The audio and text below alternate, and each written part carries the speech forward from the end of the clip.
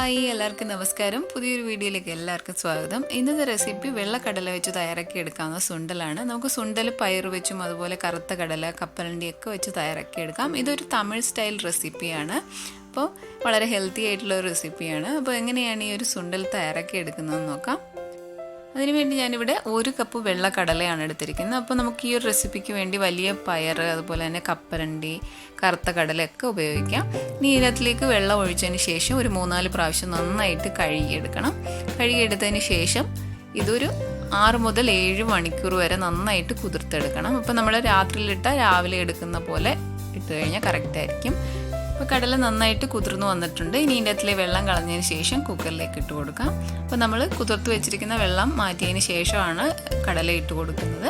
ഇനി നമ്മൾ 1 കപ്പ് കടല എടുത്തതിന് 1 കപ്പ് വെള്ളമാണ് ഒഴിച്ചു കൊടുക്കുന്നത്.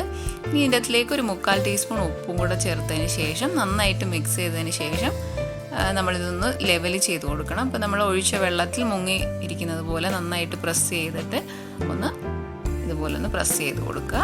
അതിനുശേഷം അടച്ചു വെച്ചിട്ട് ഇത് നന്നായിട്ടൊന്ന് കുക്ക് ചെയ്തെടുക്കണം.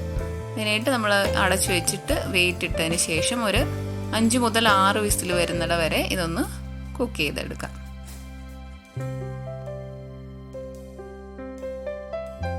ഇപ്പം കുക്കറിലെ പ്രഷറൊക്കെ പോയിട്ടുണ്ട്. വെയിറ്റൊക്കെ മാറ്റിയതിന് ശേഷം തുറന്ന് നോക്കാം. അപ്പോൾ നമ്മൾ ഈ ഒരു കടല വെന്തോന്ന് നോക്കാൻ ഒരു കടല എടുത്തിട്ട് ഇതുപോലെ ഒന്ന് പ്രസ് ചെയ്ത് നോക്കുക. അപ്പോൾ പ്രസ് ചെയ്യുമ്പോൾ നന്നായിട്ട് ഇതുപോലെ ഉടഞ്ഞു വരികയാണെങ്കിൽ കറക്റ്റായി ഇതുപോലെ നന്നായിട്ട് വെന്ത് വരണം നമുക്ക് ഈ ഒരു റെസിപ്പി ചെയ്യാൻ വേണ്ടി. അപ്പോൾ വെന്തില്ല എന്നുണ്ടെങ്കിൽ അടച്ചു വെച്ചിട്ട് വീണ്ടും 1-2 വിസിലും കൂടെ അടയ്ക്കുക. ഇതിൻ്റെ അകത്ത് ഇപ്പോൾ കുറച്ച് വെള്ളമുണ്ട്. ഇനി നമ്മൾ തുറന്ന് വെച്ചിട്ട് നന്നായിട്ട് ഇതൊന്ന് വറ്റിച്ചെടുക്കണം. ഇപ്പോൾ വെള്ളമൊക്കെ നന്നായിട്ട് വറ്റിച്ചെടുത്തിട്ടുണ്ട്. ഇനി നമുക്ക് ഇതിൻ്റെ അകത്തിലേക്ക് കടുക് താളിച്ച് ചേർക്കണം. അപ്പം വളരെ ഹെൽത്തി ആയിട്ടുള്ള ഒരു റെസിപ്പിയാണ്. ഒത്തിരി എണ്ണയൊന്നും നമ്മൾ ഉപയോഗിച്ചിട്ടല്ല ഇത് ചെയ്യുന്നത്. ഇനി നമ്മൾ തീ ഓഫ് ചെയ്തതിന് ശേഷം വേറൊരു പാൻ വെച്ചിട്ട് അതിൻ്റെ അകത്തിലേക്ക് ഒരു 2 ടീസ്പൂൺ എണ്ണ ഒഴിച്ചു കൊടുക്കാം. അപ്പം ഞാൻ വെളിച്ചെണ്ണയാണ് ഒഴിച്ചു കൊടുക്കുന്നത്. എണ്ണയിൽ നിന്ന് ചൂടായി വരുമ്പോൾ 1/2 ടീസ്പൂൺ കടുക് ഇട്ട് കൊടുക്കാം. കടുകിട്ട് നന്നായിട്ട് പൊട്ടി വരുമ്പോൾ 1 ടീസ്പൂൺ ഉഴുന്ന് ചേർത്ത് കൊടുത്തിട്ട് നന്നായിട്ടൊന്ന് ഇളക്കി ഒന്ന് വറുത്തെടുക്കുക. അപ്പോൾ ഉഴുന്നിടുമ്പോൾ ഒത്തിരി ഹൈ ഫ്ലെയിമിൽ വെക്കാതെ ഒരു മീഡിയം ഫ്ലെയിമിൽ ഇട്ടിട്ട് നന്നായിട്ട് കളറൊക്കെ ഒന്ന് മാറുന്നിട വരെ ഒന്ന് ഫ്രൈ ചെയ്തെടുക്കാം. അപ്പം ഉഴുന്നിൻ്റെ കളറൊക്കെ ഒന്ന് മാറി വരുമ്പോൾ ഇതിൻ്റെ അകത്തിലേക്ക് 2 വറ്റൽമുളക് മുറിച്ചിട്ടതും അതുപോലെ തന്നെ കുറച്ച് കറിവേപ്പിലയും കൂടെ ചേർത്ത് ഒരു 5-6 സെക്കൻഡ് ഒന്ന് ഇളക്കിയെടുക്കുക. അപ്പോൾ മുളകൊന്ന് പെട്ടെന്ന് തന്നെ മൂത്ത് കിട്ടും. അപ്പം ജസ്റ്റ് ഒന്ന് ഇളക്കിയെടുത്തതിന് ശേഷം ഇതിൻ്റെ അകത്തിലേക്ക് നമുക്ക് 1-2 നുള്ള് കായപ്പൊടിയും കൂടെ ചേർത്ത് കൊടുക്കാം.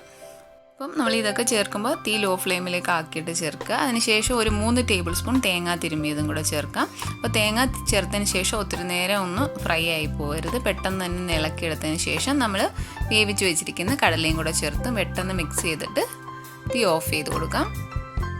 അപ്പോൾ ഇനി ഇത്തിരി നേരം ഒന്നും നമുക്ക് തീ ഓൺ ചെയ്ത് വെച്ച് കുക്ക് ചെയ്യേണ്ട ആവശ്യമില്ല. തേങ്ങ ചേർത്തതിന് ശേഷം പെട്ടെന്ന് ഇളക്കിയെടുക്കാം.